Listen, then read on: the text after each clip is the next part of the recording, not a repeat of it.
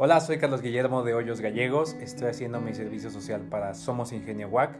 Soy estudiante de la carrera de Ingeniería Civil y en este video vamos a ver 5 de los tipos más comunes de cimentaciones, cuándo se utilizan, qué parámetros hay que considerar para cada una y un poco del proceso constructivo. En realidad existen más tipos de cimentaciones, pero estas son las 5 principales que se utilizan en nuestro país.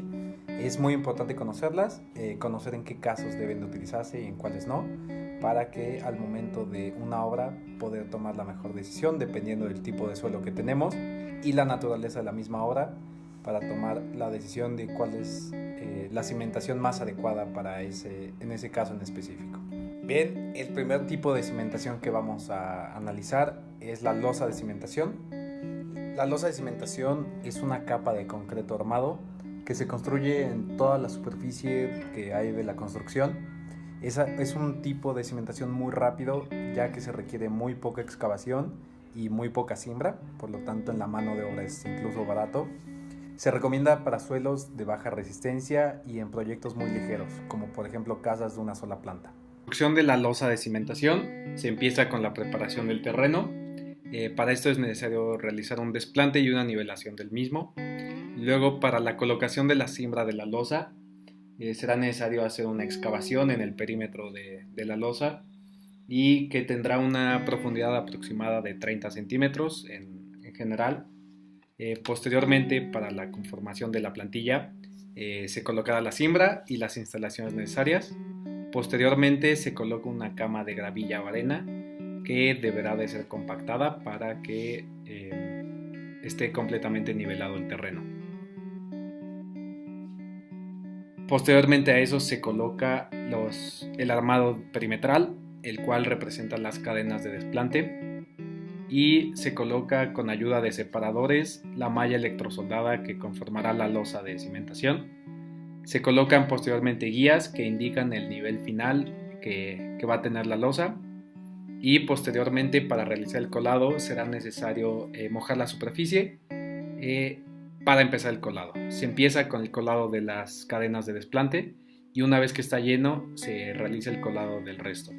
Se debe de iniciar el colado junto a las guías, de modo que se tenga el nivel final que tendrá la losa. Para finalizar simplemente se nivelará toda la losa. Una vez que se coló, debe de procederse con el proceso de curado, el cual consiste en estar aplicando agua 2 o 3 veces al día por al menos una semana. Después de 24 horas de que se hizo el colado, se podrá quitar la siembra y ya quedará lista la losa de cimentación. El siguiente tipo de cimentación que vamos a estudiar es la cimentación de mampostería.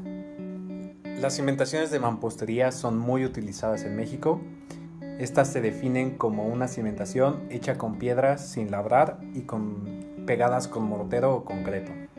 Se utiliza para edificios de no más de 3 niveles y con las rocas adecuadas se puede tener una alta resistencia. Se recomienda para un suelo que sea duro o intermedio, ya que con un suelo de baja resistencia la construcción podría hundirse. Para el proceso constructivo hay que empezar con la excavación de las cepas, las cuales van a estar debajo de todos los muros que se consideran de carga, de modo que la siembra debe estar abajo de todos esos muros que existen en el proyecto.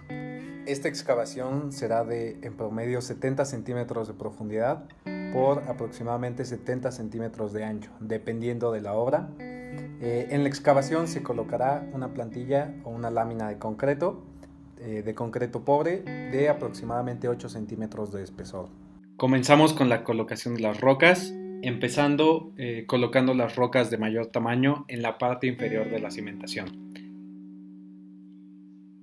Es importante considerar que el talud de la cimentación no debe exceder el 60% y en la corona, la parte superior de la cimentación, es donde se conecta con la cadena de cerramiento. El siguiente tipo de cimentación que vamos a estudiar son las zapatas aisladas. Las zapatas aisladas sirven de base para elementos estructurales puntuales, como lo son las columnas o los pilares. La zapata amplía la superficie de contacto con el suelo para que soporte mejor la carga que ya sea la columna o el pilar transmite al suelo. Usualmente se utilizan para construcciones que emplean marcos rígidos lo que significa que transmiten sus cargas a través de traves y de columnas. Es decir, los muros no están actuando como elementos estructurales. Este tipo de cimentaciones se utilizan para estructuras de más de 10 a 15 niveles, pero para esto es necesario cambiar las dimensiones de la misma zapata, así como las especificaciones del armado.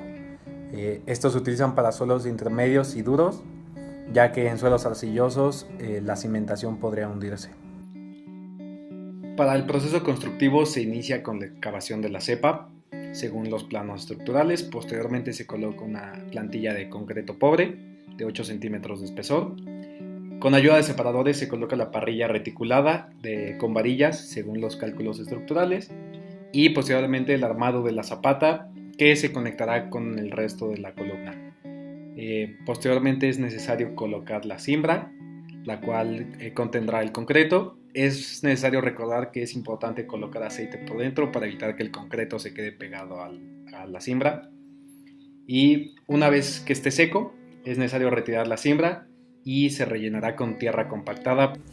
El siguiente tipo de cimentación son las conocidas zapatas corridas. Las zapatas corridas llevan un proceso constructivo muy parecido al de las zapatas aisladas. Sin embargo, estas se utilizan cuando hay un muro estructural que transmite la carga, a diferencia de las aisladas que se utilizaban para transmitir cargas puntuales. Como ya comenté, el proceso constructivo es muy parecido al de la zapata aislada. Se empieza con la excavación según los planos estructurales, se coloca la plantilla de concreto al principio y se procede al armado de la zapata, con la parrilla, la cadena de desplante y los estribos. Es necesario hacer los dobleces según los planos estructurales, realizar el encofrado de la zapata por medio de la cimbra. Recordemos que es importante poner aceite o diésel por dentro para que no se pegue. Hay que humedecer por dentro y posteriormente se hace el colado en una sola pieza. Obviamente es necesario vibrar y que cumpla el tiempo de curado del concreto. El siguiente tipo de cimentación que vamos a ver son los pilotes de cimentación. Esta es una cimentación profunda de tipo puntual. Se busca la superficie resistente que pueda soportar la carga. Por lo tanto, se utiliza en suelos arcillosos o de baja resistencia que no son capaces de soportar las cargas de la obra, pero donde más profundo se encuentra un suelo de alta resistencia o un suelo rocoso, que sea capaz de soportar las cargas que son muy elevadas de edificios grandes.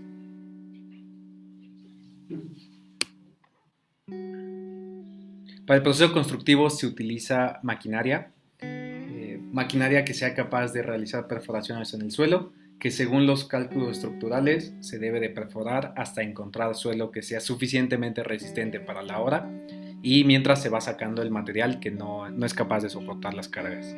Simultáneamente se debe de trabajar en el armado del pilote por medio de varillas. Usualmente se realiza una sección transversal circular. Una vez que está listo el armado del pilote, con ayuda de grúas se transporta y se coloca verticalmente en la perforación. Una vez que ya se colocó, con mucho cuidado, es importante revisar la calidad del concreto que se va a vertir en el sitio. Por lo tanto, se utilizan mecanismos en el sitio de la obra para verificar las propiedades que tendrá el concreto y la resistencia. Una vez que se verificó esto, se hace el colado del concreto, se hace cierta vibración y así se va llenando toda la perforación. Podemos concluir que es muy importante conocer bien el suelo que hay en la obra, en el sitio donde se va a llevar a cabo la obra, así como conocer los sistemas constructivos y los tipos de cimentaciones que existen, para que cuando estemos frente a una obra y se presente un problema, sepamos qué proponer y cómo resolver la construcción, de modo que en la propuesta y todo el diseño de la obra sea la correcta y que posteriormente no se presenten problemas, y así podamos asegurar tanto la seguridad del uso de la obra como que la vida útil sea realmente la que se está planteando.